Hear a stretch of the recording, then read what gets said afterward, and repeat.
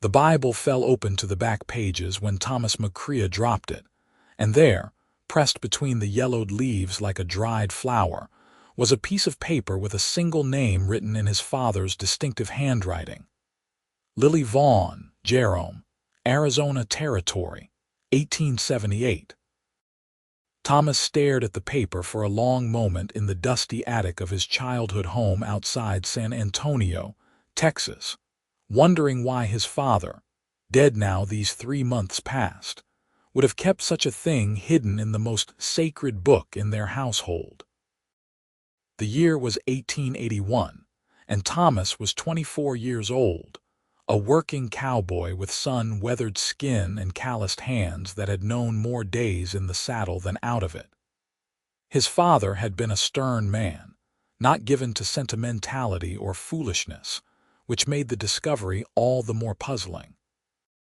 Thomas sat down heavily on an old trunk, the Bible balanced on his knees, and studied the note again. The handwriting was definitely his father's, bold and certain, the kind of script that came from a man who knew his own mind. Below the name and location was another line, smaller and written with what seemed like a trembling hand, as though the writer had hesitated. For Thomas, when the time is right. You will know her when you see her. She was meant for you. The words sent a chill down his spine despite the oppressive Texas heat that made the attic feel like an oven. His father had never mentioned anyone named Lily Vaughn, never spoken of Jerome or having any business in the Arizona Territory. Thomas had spent his whole life thinking he knew his father, but this note suggested there were depths to the old man he had never suspected. His mother had died giving birth to him, a fact that had shaped his entire childhood with silence and absence, and his father had never remarried, never even seemed to look at another woman. Had there been someone before? Had his father known this Lily Vaughn, or was this some kind of arrangement, some old promise made between families? Thomas stood and walked to the small attic window, looking out over the familiar landscape of his youth. The ranch sprawled below, cattle dotting the brown grass like scattered seeds. His older brother Henry would inherit all of this, as was proper for the firstborn. Thomas had always known he would make his own way in the world, and he had been content with that. He was a good rider, skilled with a rope, and could read the land and sky like other men read books. But now, holding this mysterious note, he felt something stirring in his chest that he had never experienced before. Destiny, perhaps, or fate, or simply the powerful pull of a father's final wish. He made his decision in that moment, standing in the sweltering attic with dust motes dancing in the light. He would go to Jerome in the Arizona Territory and find this Lily Vaughn. He would discover what connection she had to his father and why the old man had thought she was meant for Thomas. It seemed like madness, riding hundreds of miles to find a woman whose face he had never seen, whose voice he had never heard. But Thomas had learned to trust his instincts, and every instinct he possessed was telling him that this was important, that this mattered in ways he could not yet understand. The next morning, before the sun had fully cleared the horizon, Thomas packed his saddlebags with everything he would need for the long journey west. He had a good horse, a chestnut gelding named Copper with strong legs and a steady temperament. He packed extra ammunition for his rifle and pistol, dried beef and beans, a bedroll, a canteen, and the Bible with the note still pressed between its pages. His brother Henry stood on the porch, arms crossed, watching with a disapproving frown. "This is foolishness, Thomas," Henry said, his voice carrying the same authoritative tone their father had often used.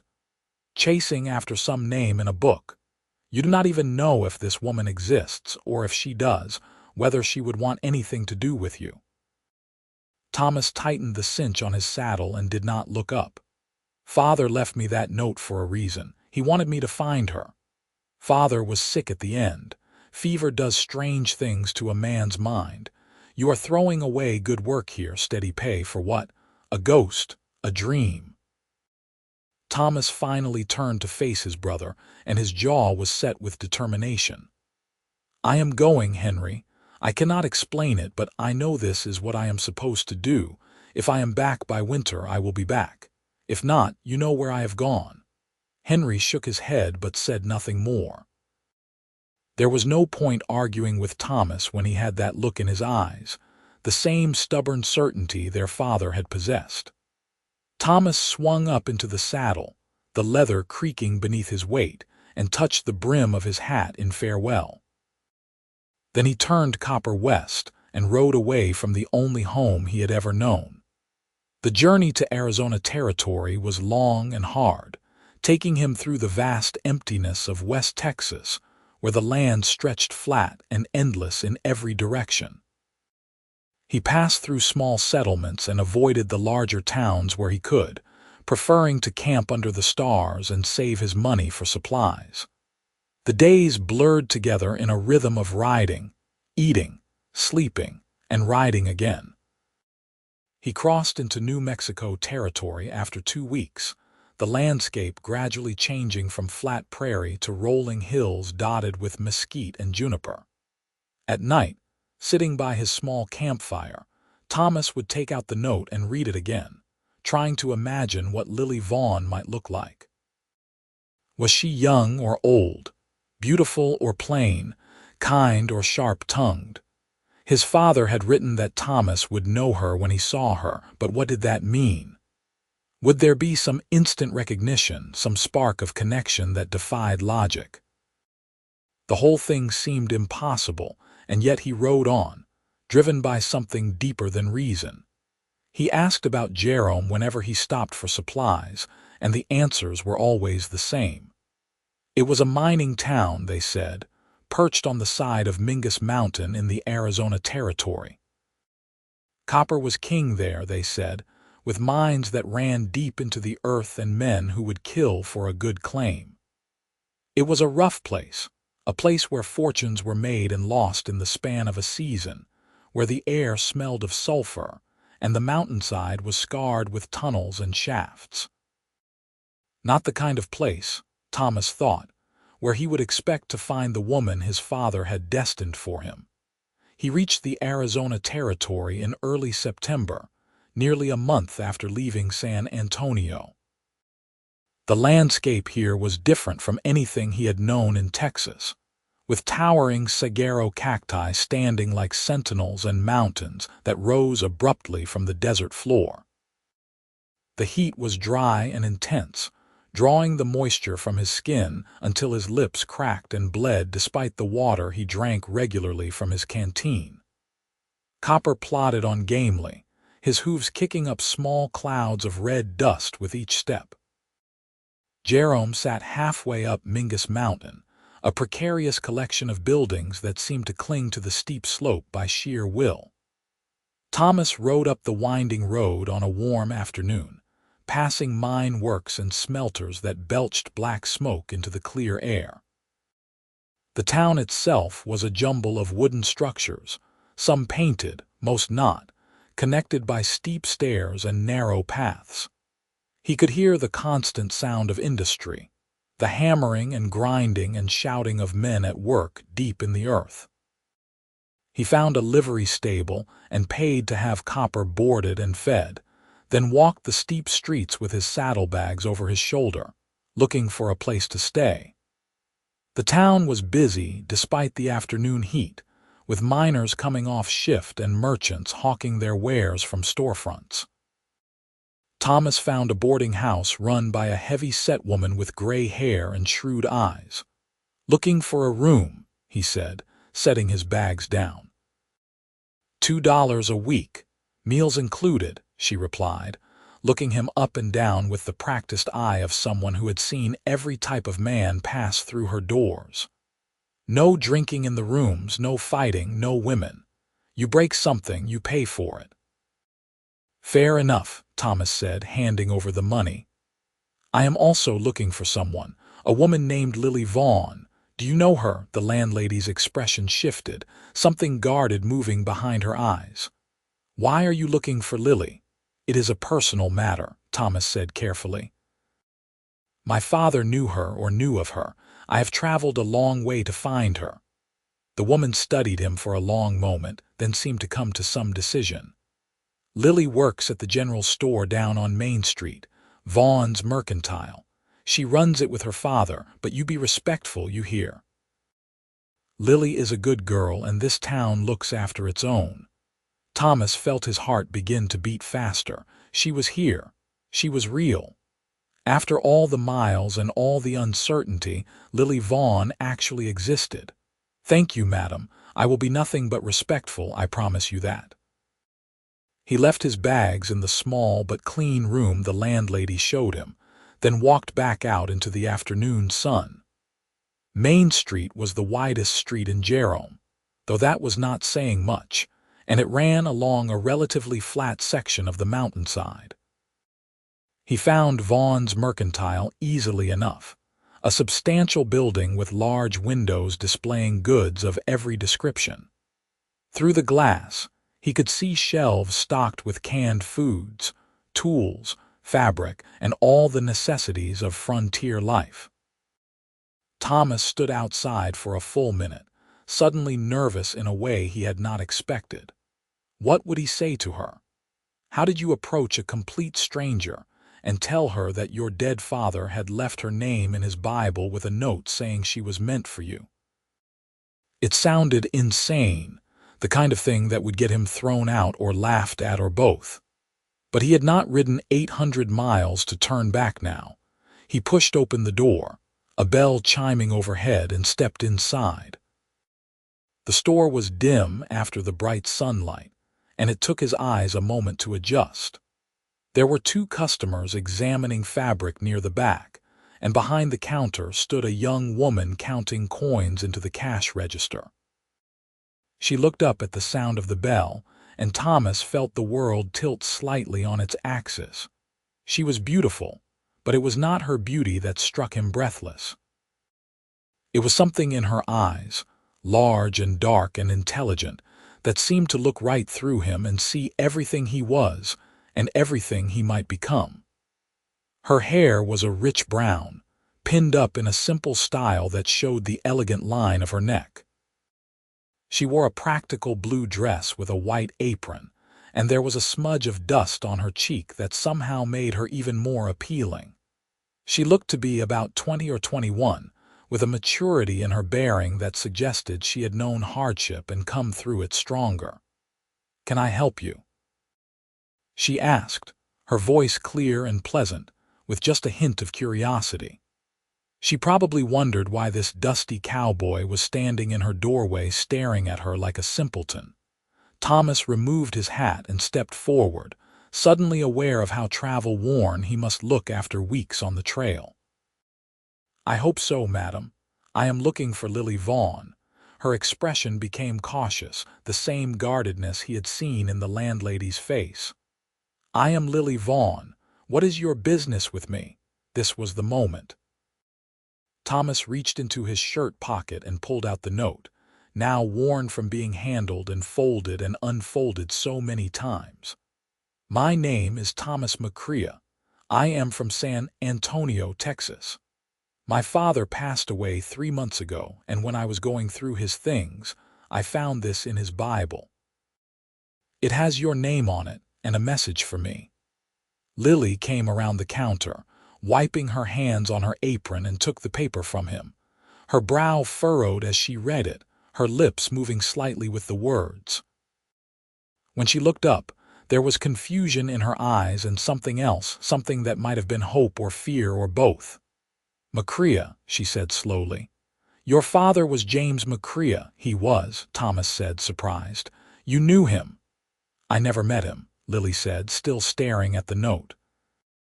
"But my mother spoke of him. They knew each other years ago before she married my father, before I was born." She looked up at Thomas again, and now there were tears gathering in her eyes. "My mother died 2 years ago. Before she passed, she told me about a man named James McCrea, a cowboy from Texas who had been the love of her youth. She said they had wanted to marry, but circumstances separated them. He had to go back to Texas to take care of his family, and she met my father and settled here. She always wondered what became of him. Thomas felt as though the pieces of a puzzle were clicking into place, a picture emerging that he had not expected, but that made a strange kind of sense. My father never married anyone but my mother, and she died when I was born. He never spoke of anyone from before, but he kept your name all these years. Not my name, Lily said softly. My mother's name was also Lily, Lily Vaughn. She was Lily Vaughn before she married my father and kept her maiden name when he took hers in marriage, which was unusual, but my grandfather had no sons and wanted the name to continue. I am named after her. She touched the note with gentle fingers. He must have meant me. He must have known about me somehow and thought that since he and my mother could not be together, perhaps we were meant for each other, Thomas finished, the words from the note echoing in his mind. You will know her when you see her. She was meant for you.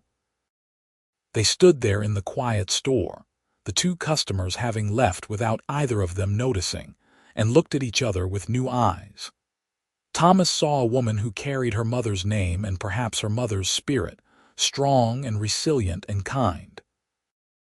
Lily saw a man who had ridden 800 miles on the word of a dead father and a mysterious note, who had enough faith and courage to chase a dream across half the frontier. This is the strangest thing that has ever happened to me, Lily said, but she was smiling slightly, a tentative smile that lit up her whole face. You rode all this way because of this note. I did, Thomas said. I cannot explain why exactly. I just knew I had to find you. Had to know what it meant. He hesitated, then added, my father was not a fanciful man. If he left me this note, if he believed we were meant for each other, then I trust his judgment. But I do not expect anything from you. I know this must seem insane. It does seem insane, Lily agreed, but her smile had grown. But my mother used to tell me that the best things in life often seem impossible until they happen. She said that real love, true love, was worth crossing deserts and climbing mountains for. She said that when James McCrea left her all those years ago, part of her heart went with him, and she always wondered if they might find each other again somehow. She folded the note carefully and handed it back to Thomas. Maybe this is her wish being fulfilled. Maybe our parents are together somewhere, smiling at this. Maybe they are, Thomas said, and he found himself smiling too, really smiling for the first time in months. So what do we do now? Now, Lily said, tilting her head thoughtfully, you tell me about yourself, Thomas McCrea from San Antonio, Texas, and I will tell you about myself, and we will see if our fathers were right about us being meant for each other. Over the next weeks, Thomas and Lily did exactly that. He found work at one of the nearby ranches that supplied beef to the mining town, riding out each morning and returning in the evenings to have dinner at the boarding house, or increasingly often, at the Vaughn home above the mercantile. Lily's father, Gerald Vaughn, was a quiet man with a weathered face and kind eyes who ran the store with meticulous attention to detail. He had loved his wife deeply, and when Lily told him about Thomas and the note from James McCrea, tears had come to his eyes. Your mother never stopped thinking about him, Gerald told Lily one evening when Thomas was there for dinner. She loved me, I know that, and we had a good life together. But there was always a piece of her heart that belonged to that cowboy from Texas. She would be happy knowing he never forgot her, that he thought enough of her memory to try to bring your children together. Thomas learned that Lily was 21, 3 years younger than him, and had been running much of the mercantile since her mother's death. She had a head for numbers and a gift for dealing with people, able to negotiate with rough miners and refined ladies with equal skill. She had been courted by several men in Jerome, she told him with a slight blush, but none had ever felt right. She had begun to think she might end up a spinster, devoted to the store and caring for her aging father. "And then you walked through my door," she said one evening as they sat on the small porch outside the mercantile, watching the sun set over the valley far below. "Covered in trail dust and looking at me like you had seen a ghost." "You looked at me the same way," Thomas pointed out, "like you recognized me even though we had never met." "Maybe I did recognize you," Lily said softly. "Maybe some part of my mother lives in me, and that part knew who you were the moment you walked in." They talked about everything during those weeks. Thomas told her about growing up in Texas, about learning to ride and rope and work cattle, about his father's stern but fair manner, about the loneliness of being the youngest son with no mother. Lily told him about Jerome, about the boom and bust cycles of the mining town, about the characters who passed through and the solid citizens who stayed. She told him about her mother, about the stories of adventure and romance that had filled her childhood, about learning to read using the labels on cans in the store. But more than talking, they learned each other in quieter ways. Thomas noticed how Lily pushed a loose strand of hair behind her ear when she was thinking hard about something. Lily noticed how Thomas's eyes crinkled at the corners when he smiled, which he did more and more often when he was around her. He noticed her kindness, the way she slipped extra crackers to the miners' children who came in with their penny candy money. She noticed his integrity, the way he always kept his word and treated everyone with respect, regardless of their station. They went on walks together through the steep streets of Jerome, Thomas offering his arm to help Lily navigate the rough ground.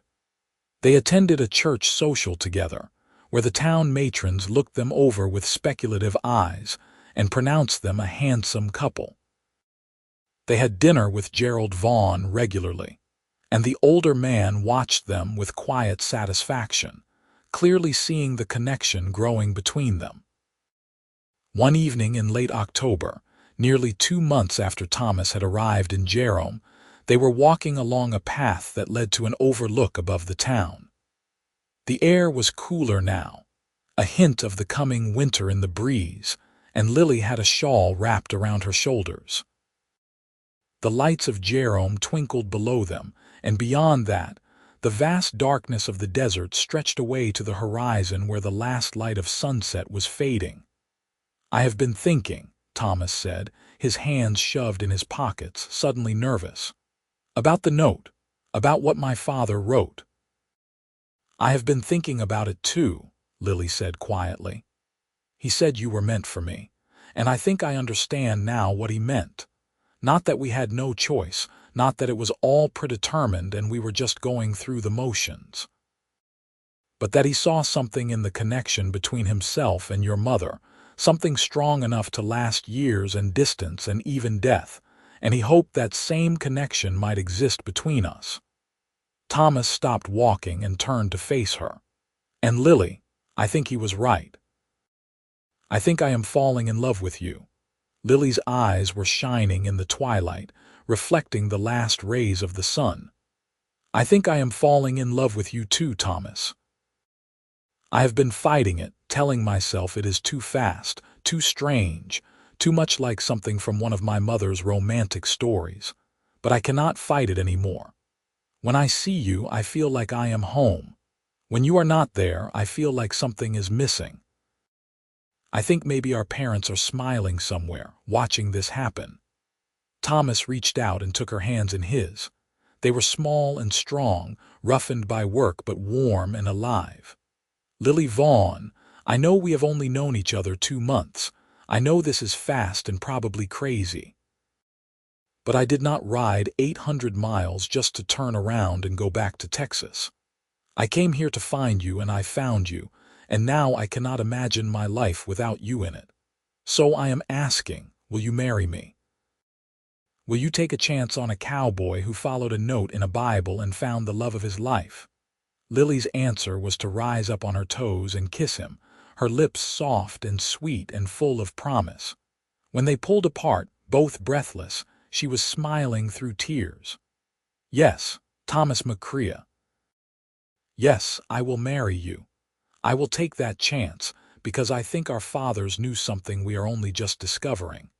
That when you find the right person, the one you are meant for, you know it in your bones. And I know it now." They were married in early November in the small church in Jerome, with half the town in attendance. Gerald Vaughn gave his daughter away with tears streaming down his weathered cheeks, happy tears this time, and the preacher pronounced them man and wife before God and everyone. The reception was held in the Mercantile, with tables set up outside laden with food and drink, and a fiddler played while couples danced in the street. Thomas felt like his heart might burst with happiness as he whirled Lily around, her white dress flaring out, her laughter ringing in the mountain air. "Your father would be proud," Gerald Vaughn told Thomas as they stood together watching Lily chat with some of the town ladies. "He found a way to give you the greatest gift a father can give. He pointed you toward love. I think our parents are together somehow," Thomas said, surprising himself with the words but knowing they were true. "I think they are watching this and smiling. This is their gift to us through us." Thomas and Lily settled into married life with an ease that surprised even them. They moved into a small house that Gerald owned on the edge of town, a tidy place with 2 bedrooms and a porch that looked out over the valley. Thomas continued working at the ranch, and Lily continued helping run the Mercantile with her father. In the evenings, they would cook dinner together, talking about their days, making plans for the future. Winter came to Jerome, bringing cold winds and even some snow to the higher elevations of Mingus Mountain. Thomas and Lily would sit by their fireplace, Lily sewing or reading while Thomas carved small wooden figures, a hobby he had taken up in his youth. Sometimes they would talk for hours about everything and nothing. Sometimes they would sit in comfortable silence, just being together, and that was enough. They talked about having children, about building a bigger house someday, about maybe starting a small ranch of their own on the gentler slopes below Jerome. Gerald Vaughn was getting older, and there was talk of Thomas eventually taking over more of the running of the Mercantile, though he still loved working with cattle and horses. They had time, they told each other. They were young and strong and deeply in love, and the future stretched before them full of possibilities. In the spring, Lily discovered she was pregnant. She told Thomas one evening in April as they sat on their porch watching the desert bloom with wildflowers after the winter rains. She had suspected for a few weeks, but had wanted to be certain before she said anything. Thomas's reaction was everything she could have hoped for. He pulled her into his arms and held her tight, his face buried in her hair, and she could feel him trembling with emotion. "We are going to be parents," he said, his voice rough with feeling. "Our fathers brought us together, and now we are creating new life, a new generation." "I hope it is a boy," Lily said, pulling back to look at him. "A boy with your eyes and your steadiness. We could name him James after your father. Or Lily, if it is a girl," Thomas said, touching her cheek gently. "After your mother and you, keeping the name going." "Either way," Lily said, covering his hand with hers, "this child will know the story of how we came together. How your father left you a note, and you rode across the frontier to find me. How love can bridge any distance, even death itself." The pregnancy progressed smoothly through the spring and summer. Lily continued working at the Mercantile until she grew too heavy, then spent her days at home, preparing for the baby. Thomas was attentive and protective, worrying about her constantly, making her laugh with his concern. Gerald Vaughn was beside himself with joy at the prospect of becoming a grandfather, already carving toys and building a cradle with his gnarled hands.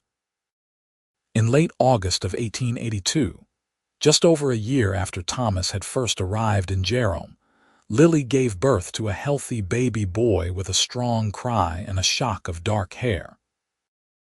They named him James Gerald McCrea, honoring both of his grandfathers, and Thomas wept openly when he first held his son, this tiny perfect life that he and Lily had created together. "He is beautiful," Thomas whispered, staring down at the baby's tiny face. "He is perfect." "He is ours," Lily said from the bed, exhausted but radiant. "He is the proof that your father was right, that I was meant for you and you were meant for me. Look what we have made together." Being a father changed Thomas in ways he had not expected.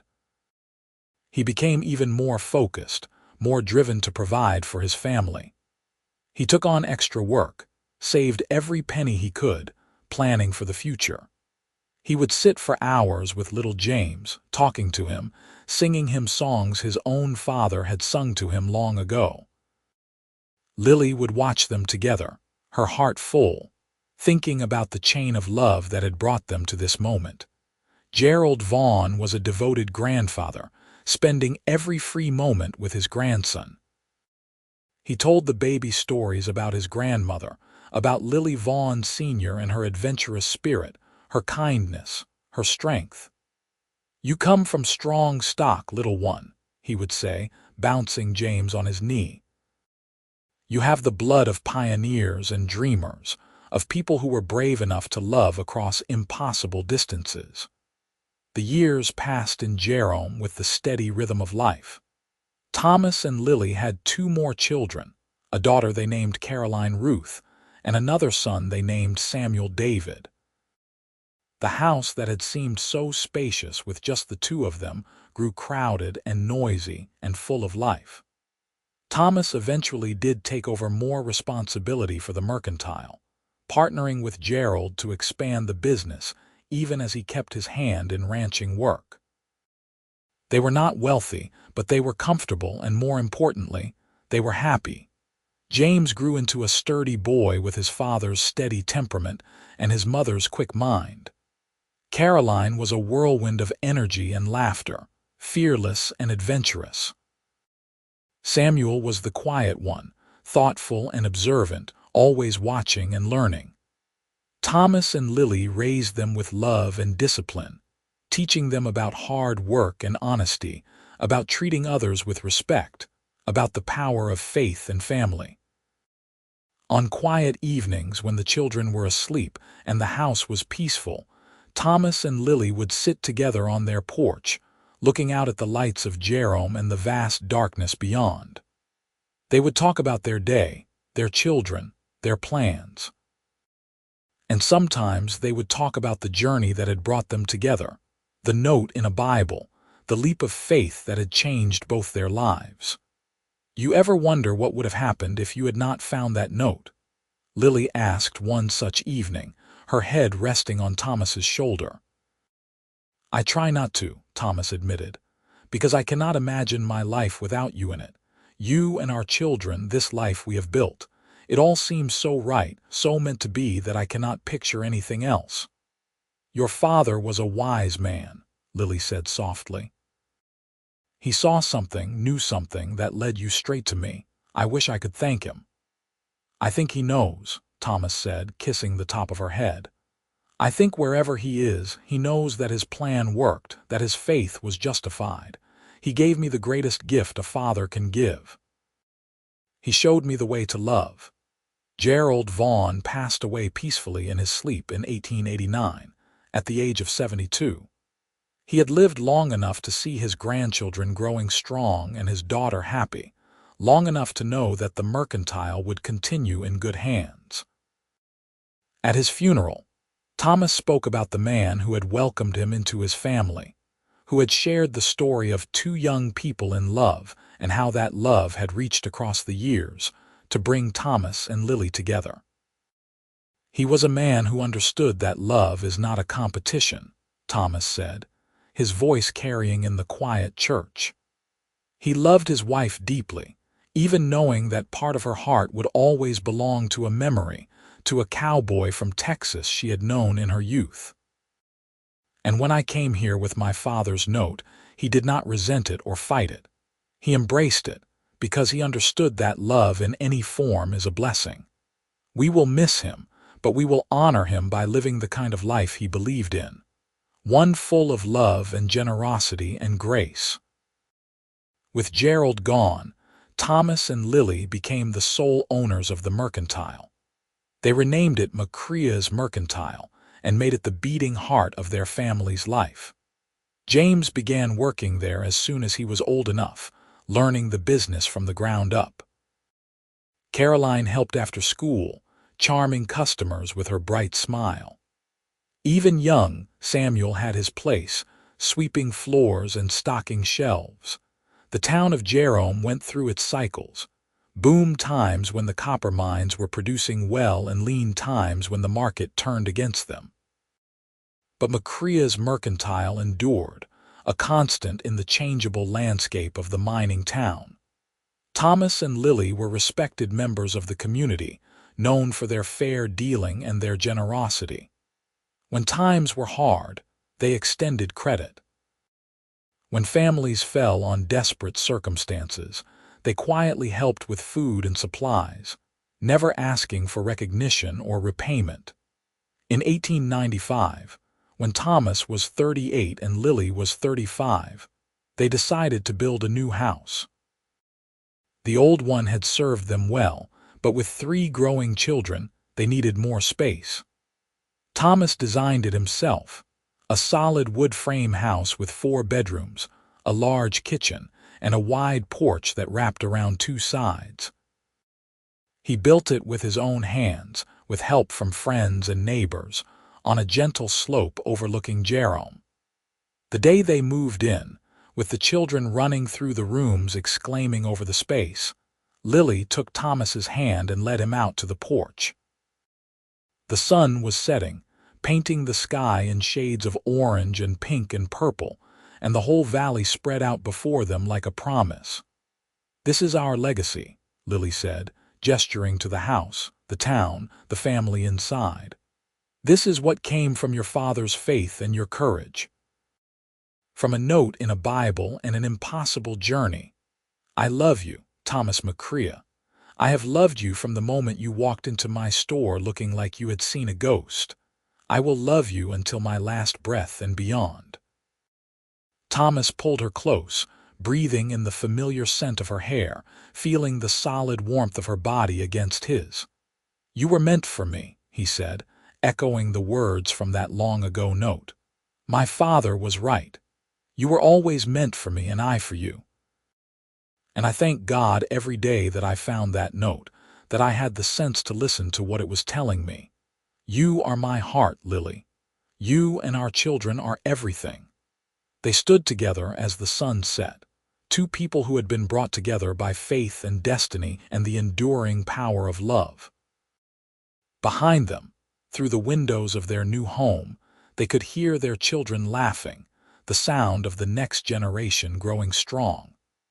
It was everything Thomas had dreamed of during those long days riding across the frontier, and more than he had ever dared to hope for. The years continued to pass, each one bringing its own joys and challenges. James grew into a fine young man, steady and reliable like his father, and eventually married a schoolteacher from Prescott.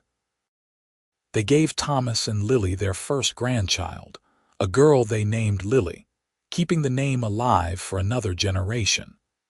Caroline married a rancher and moved to a spread south of Jerome, visiting often with her own growing family. Samuel, true to his thoughtful nature, became a teacher himself, staying in Jerome and taking a room above the mercantile even after he married. Thomas's hair turned gray at the temples, then went fully silver. Lily's face gained lines around her eyes and mouth, the marks of a life spent smiling and laughing. They grew older together, their love deepening with each passing year, becoming something rich and comfortable and enduring.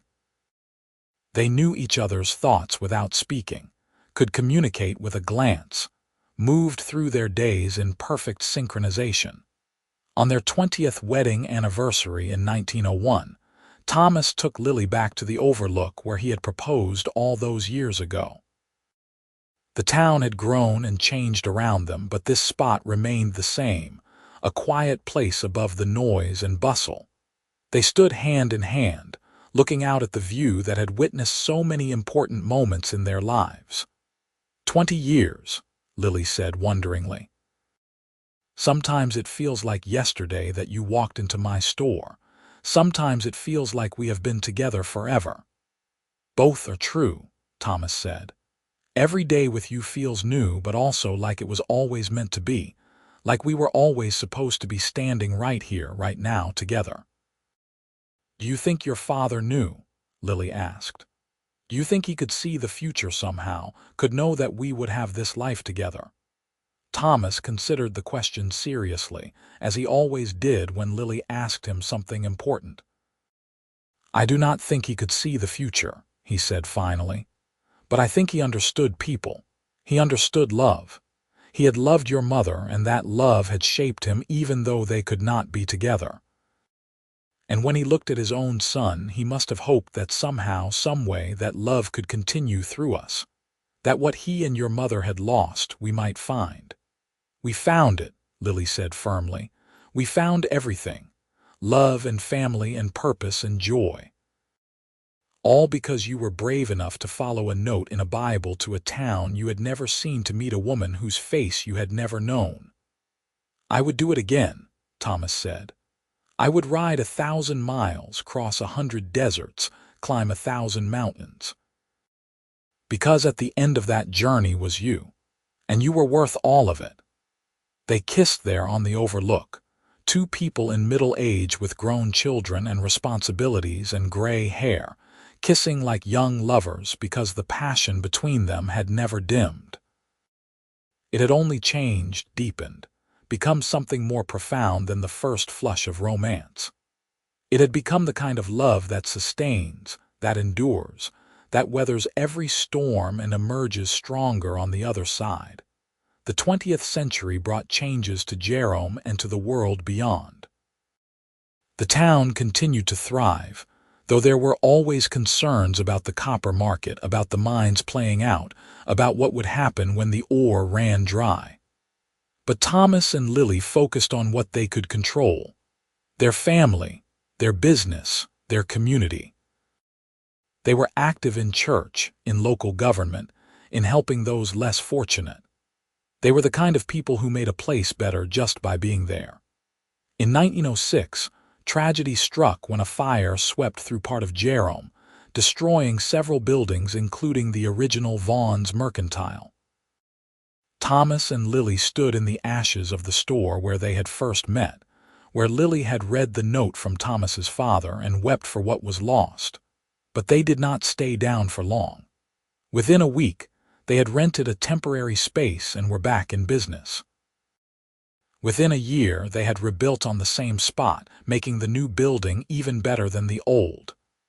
This is what we do, Lily said as they stood in front of the new mercantile on opening day, the whole family gathered around them. We endure. We rebuild. We keep going, because that is what the people who came before us did, and that is what we will teach the people who come after us. Love and perseverance, Thomas. Those are the only things that really matter. Their children grew and had children of their own, and Thomas and Lily became the proud grandparents of 9 grandchildren by 1910. Their house was always full of noise and activity, with grandchildren running through the rooms, helping in the store, learning the lessons that Thomas and Lily had learned long ago about hard work and honesty and love. They told all the grandchildren the story of how Thomas had found Lily's name in his father's Bible, how he had ridden across the frontier to find her, how he had walked into the mercantile and known instantly that she was the one. The grandchildren never tired of hearing the story, begging for it again and again, making their grandparents relive every detail. How long was the journey? What did you say when you first met? Were you scared? Did you really know right away that you loved each other? Thomas and Lily answered all the questions patiently, understanding that they were passing down more than just a family story. They were teaching about faith, about courage, about being brave enough to follow your heart even when it leads you into the unknown. In 1915, Thomas and Lily celebrated their 34th wedding anniversary quietly at home, just the two of them. Their children had offered to organize a party, but Thomas and Lily had declined, preferring to spend the day together. They walked through Jerome, visiting all the places that had been important in their life together. The church where they had married, the overlook where Thomas had proposed, the site of the old mercantile where they had first met, the cemetery where Gerald Vaughn and Lily's mother were buried side by side. At the cemetery, they stood before the graves of their parents, and Thomas took out the old note, now yellowed and fragile with age. He had kept it all these years, pressed back in his father's Bible, taking it out only on special occasions. "We did what you hoped we would do," Thomas said aloud, speaking to his father and to Lily's mother as though they could hear. "We found each other and we built a life together. A good life. A life full of love and family and purpose. Thank you for believing in us. Thank you for giving us the chance to find what you had lost." Lily added her own prayer, thanking her mother for the stories and the strength she had passed down, thanking Thomas's father for his faith and his wisdom. Then they stood together in silence for a long moment before walking back home, hand in hand, the way they had walked together for 34 years. The years of the Great War came and went, touching even remote Jerome as young men went off to fight and some did not return. Thomas and Lily's grandson, young James, served in France and came home changed, quieter, but alive. The family gathered around him, providing the love and support he needed to heal, and slowly he found his way back to himself. Thomas understood something of what the boy was going through, having seen his share of violence and hardship in his youth, and he spent long hours with his grandson, talking and listening and helping him process what he had experienced. In 1920, on a warm spring day much like the one when they had first met nearly 40 years earlier, Thomas and Lily were working in the mercantile together. Business was slow, and they were taking inventory, moving through the familiar routine that they had performed thousands of times over the years. Lily was counting cans of beans, calling out numbers, and Thomas was recording them in the ledger, when suddenly she stopped. Thomas looked up, sensing something wrong, and saw that Lily had gone pale. "Lily, are you all right? I feel strange," she said, pressing a hand to her chest, "like my heart is beating too fast." Thomas was at her side in an instant, helping her to a chair, calling for someone to fetch the doctor. Dr. Harrison came quickly and examined Lily, his face growing serious. He pulled Thomas aside and spoke in a low voice about the heart, about strain, about the need for rest. Lily recovered from that episode, but it was a warning that could not be ignored. She was 61 years old, and though she still thought of herself as young, her body was beginning to tell a different story. Thomas insisted that she cut back on her hours at the store, that she let their children and grandchildren take on more of the work. Lily protested at first, not liking to be sidelined, but eventually she agreed, understanding that she needed to be careful. The next few years were quieter for Thomas and Lily. They spent more time at home, more time with family, more time simply being together. They had earned their rest, everyone agreed, after decades of hard work and service to the community.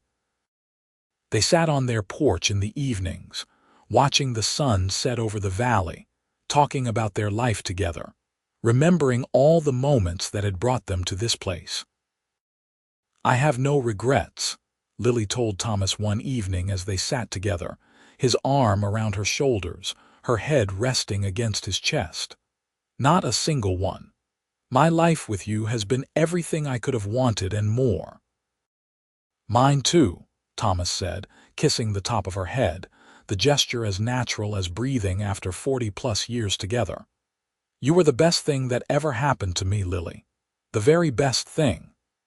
Lily's health remained fragile but stable through 1923 and into 1924.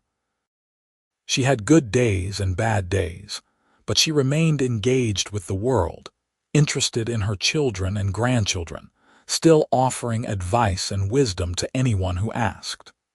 She was the matriarch of a large and loving family, respected and cherished by all who knew her. In the fall of 1924, Lily caught a cold that turned into pneumonia. Despite the doctor's best efforts, despite all the love and care her family poured into her, she grew weaker day by day. Thomas never left her side, holding her hand, talking to her, telling her over and over how much he loved her, how grateful he was for every moment they had shared. On a quiet October morning, with Thomas holding her hand and their children gathered around the bed, Lily Vaughn McCrea passed away peacefully in her sleep. She was 65 years old, and she had lived a full and beautiful life, but that did not make her loss any easier to bear. Thomas felt as though part of himself had been torn away, the part that had sustained him for more than 4 decades, and he did not know how he would go on without her. The funeral was one of the largest Jerome had ever seen. People came from all over the territory to pay their respects to a woman who had touched so many lives with her kindness and generosity. They spoke of her smile, her wisdom, her strength. They spoke of the love story that had brought her and Thomas together, the note in the Bible, the cowboy who had ridden 800 miles to find her. It had become legend in Jerome, the story of Thomas and Lily, and now that story had come to its end. Thomas stood at her grave, the same cemetery where her parents were buried, where he had stood with her so many times before, and he wept openly. His children stood with him, their own faces streaked with tears, and behind them were the grandchildren, learning about loss and grief and the price of deep love. "She was meant for me," Thomas said, his voice breaking on the words. "My father knew it somehow, saw it in a way I could not until I met her, and he was right. She was everything. My heart, my soul, my reason for everything." He returned to his father's note that evening, sitting alone in the house that felt too big and too empty without Lily in it. The paper was so fragile now that he was afraid to unfold it, afraid it might crumble to dust, but he did it anyway, needing to see the words that had changed his life. "For Thomas, when the time is right. You will know her when you see her. She was meant for you." "Thank you, Father," Thomas whispered to the empty room. "Thank you for leading me to her. Thank you for 43 years of happiness, for a love that sustained me through everything. I will see her again someday, and when I do, I will thank you both for believing in us, for making this possible." Thomas lived for another 8 years after Lily's death. He never remarried, never even considered it. Lily had been his once-in-a-lifetime love, the woman his father had destined for him, and there could never be anyone else. He spent his remaining years with his family, watching his grandchildren grow and begin to have children of their own.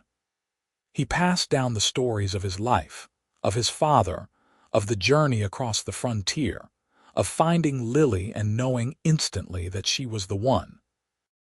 He kept the mercantile running with the help of his children, until age and infirmity made it impossible to continue. On his last day working in the store, he stood in the place where he had first seen Lily all those years ago, and he could almost see her there, young and beautiful, looking up from the cash register with those intelligent eyes that had seen right through him. He smiled at the memory, grateful for it, grateful for everything that had come from that single moment. Thomas McCrea passed away in his sleep on a winter night in 1932, at the age of 75. His children found him in the morning, peaceful in his bed, and in his hand was the old Bible with the note still pressed between its pages. They understood immediately that he had wanted it with him at the end, that connection to his father and to Lily, the two loves that had shaped his entire life. They buried him next to Lily, as he had requested, in the cemetery overlooking Jerome. At the funeral, his oldest son James spoke about his father's life, about his courage and his faith, about the love that had defined him. "My father taught us many things," James said, his voice carrying in the crisp winter air. "He taught us about hard work and honesty. He taught us about treating others with respect. But most of all, he taught us about love. About being brave enough to follow your heart, even when it leads you into the unknown. About trusting in something bigger than yourself. My grandfather left my father a note that changed all of our lives, because it led my father to my mother, and their love created all of us. We are the legacy of that note, of that faith, of that impossible journey across the frontier." James held up the note, now carefully preserved between sheets of glass to protect its fragile paper. "This will stay in our family forever," he said. "This reminder that true love is worth any journey, any hardship, any leap of faith."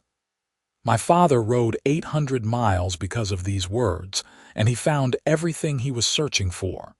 He found his soulmate, his partner, his destiny. And when he died knowing that his father had been right. She was meant for him, and he for her, and their love created a legacy that will endure for generations. The family preserved the note, as James had promised, passing it down through the generations along with the story of Thomas and Lily.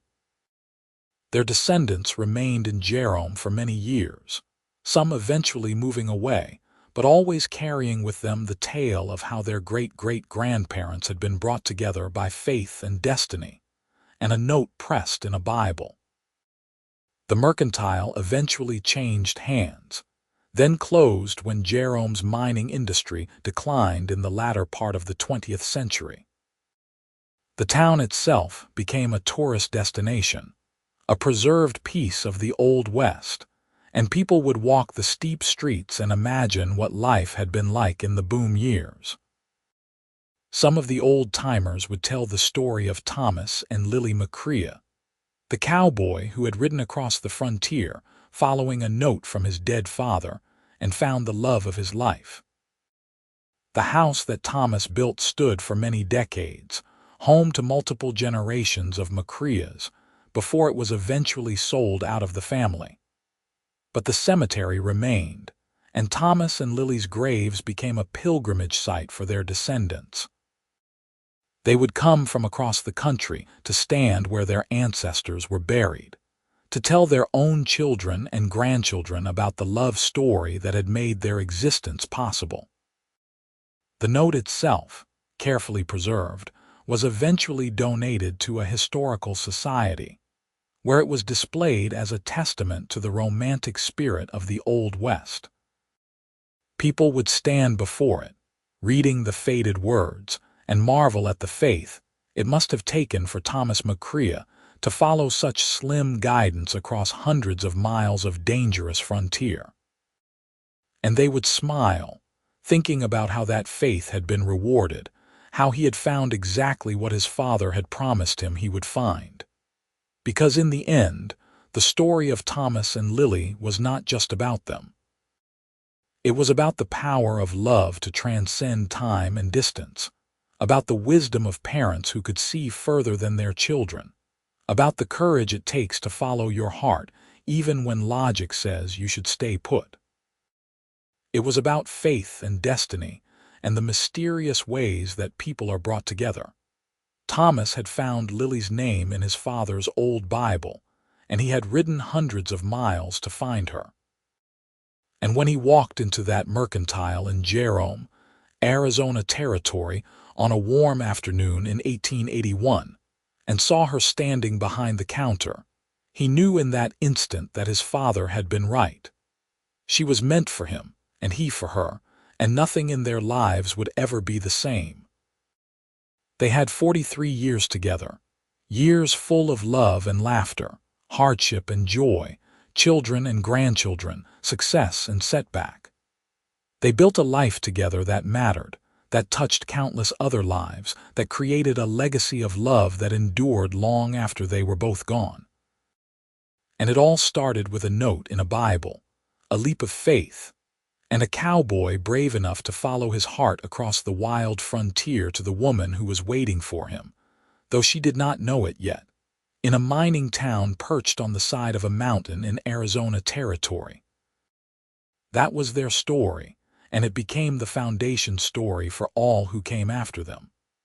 When their descendants faced difficult decisions or questioned their own paths, they would think of Thomas riding west with nothing but a note and a prayer. When they wondered if they would ever find true love, they would remember that Lily had been meant for Thomas, and if it could happen for them, perhaps it could happen for anyone who had the faith to believe in it. The love between Thomas McCrea and Lily Vaughn was real and deep and true. It was the kind of love that people write songs about, that poets immortalize, that storytellers preserve for future generations. It was ordinary in its daily expression, in the small kindnesses and gentle touches and quiet conversations that made up their years together. But it was extraordinary in its origin, in the mysterious way it came to be, in the faith that made it possible. And so the story endures, passed down from parents to children, from grandparents to grandchildren. A reminder that sometimes the best things in life come from following your heart, from trusting in something bigger than yourself, from being brave enough to ride into the unknown in search of love. Thomas found Lily because his father believed in destiny, because he himself had courage, because Lily was there waiting, even though she did not know what she was waiting for until he walked through her door. They were meant for each other, those two, brought together across distance and time by the love of their parents and the workings of fate. And when they found each other, when Thomas said, "You were meant for me," and Lily agreed, they created something that would outlast both of their lives, something that would touch generations yet unborn. They created a love story for the ages, set against the backdrop of the wild frontier, a testament to the enduring power of faith and courage, and above all else, love.